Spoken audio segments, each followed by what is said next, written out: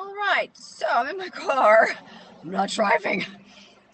But I think it's time that I share some supernatural stories with you about some of my supernatural experiences. I've always felt, this will be the first introduction, but I've always felt very different than people. Very, I wouldn't say unique, but just abnormal. Because I've gone through some really abnormal, out of this world occurrences and situations and circumstances. So I'll just tell you one story. Um, Holy Spirit, which story? I think I'll start with the easiest one.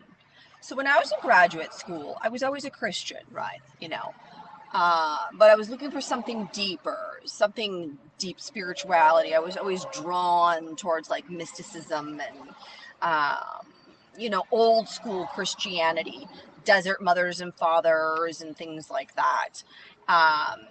So I dabbled into Buddhism a little bit because my graduate school program had a master's degree certification in Buddhist psychology. So, but after a while, I had my chakra candle. I had a huge Buddha statue in my kitchen. It was called Kuan Yin. And I remember I had all my Buddhist books, and something really strange happened to me. This was like in 2011 or 2010. All of a sudden, an angel of the Lord came down. Now I know in hindsight it was an angel of the Lord. I felt like a fight.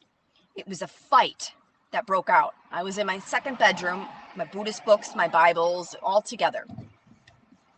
And I remember it was a fight.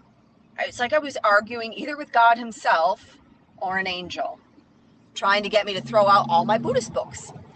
And I was bargaining with the angel. It's like, I can't throw this stuff out.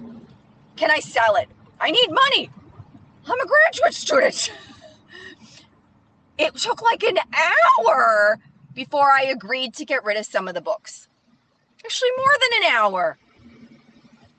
It's like, I can't get rid of this stuff. And eventually, I said, well, can I sell it on Amazon? Bargaining with God. But he was trying to clean me up. And I'm so glad I eventually surrendered. So I sold that huge Kuan Yin statue the very next day. And I'll never forget, the woman's like, why are you getting rid of this? It's so peaceful. It's so beautiful. And I said, I thought the same thing, but I'm over it now.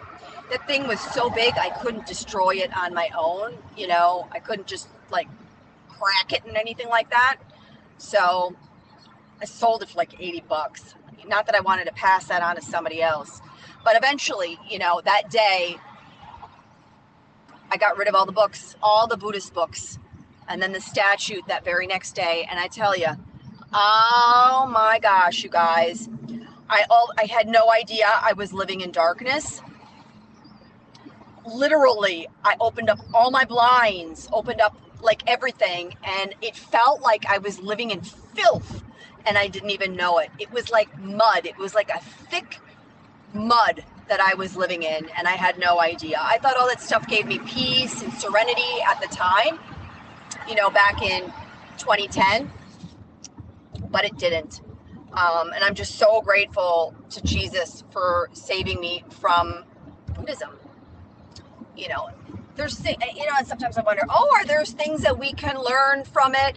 You don't need Buddhism to learn about God, Buddhism needs to learn from Jesus, not the other way around.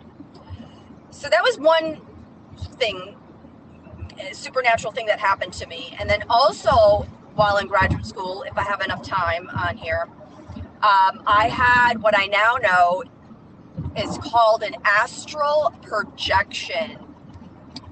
My whole bed shook one night when I was trying to sleep. The whole bed. And it was like my soul or my spirit left my body. And it was the most bizarre thing I've ever experienced. Well, no, I've experienced a lot of freaking bizarre things. But I was crying to Jesus to make it stop. I was crying. I'm like, please make this stop. I'm scared. I'm scared. I'm scared. And it was a complete disconnect. It was a part of me that left me. I can't explain it. But now I know it's called an astral projection. Demonic.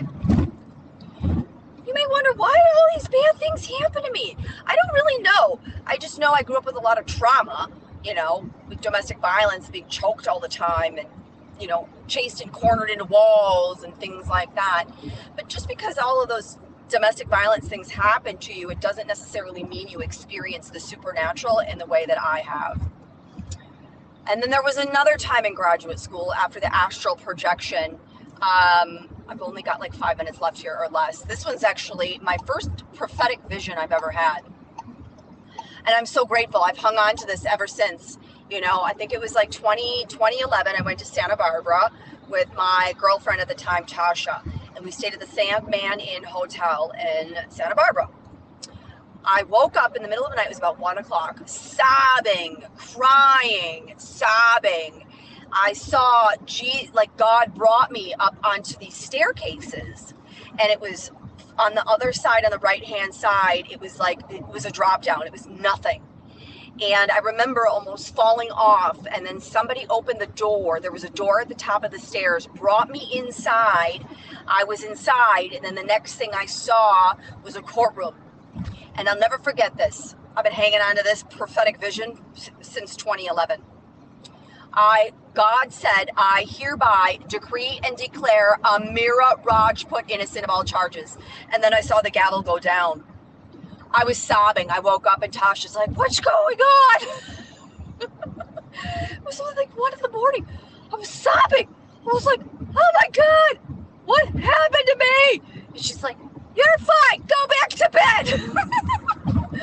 I was able to go back to bed. I'll never forget that vision. And I've had many since then, but that one probably is the most profound.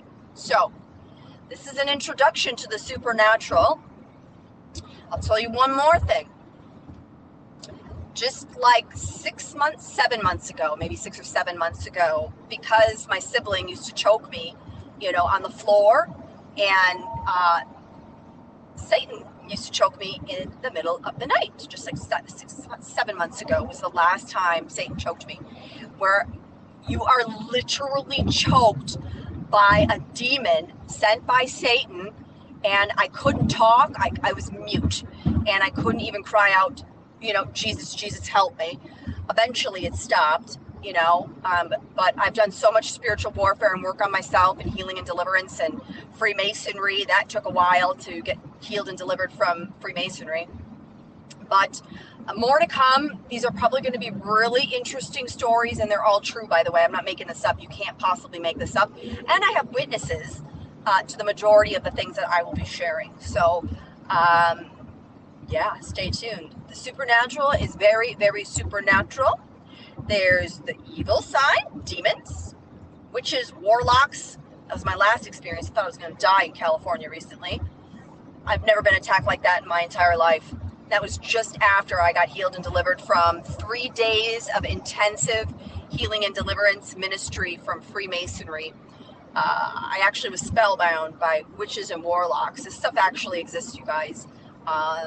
And you know what? If you haven't experienced it, you're actually, be grateful, because it can be super destabilizing when you're experiencing things that nobody else experiences. It makes you feel different, but not in a good way. It makes you feel isolated and alone. So it's going to take me a while to process still. It's getting better and better each day as I've come back to Wisconsin to process what actually happened to me in California. Okay, I only have 30 more seconds, which is warlocks, Freemasonry, tarot card readers. I was totally attacked, and it makes you look like you're a crazy person because they are projecting all their spells on you.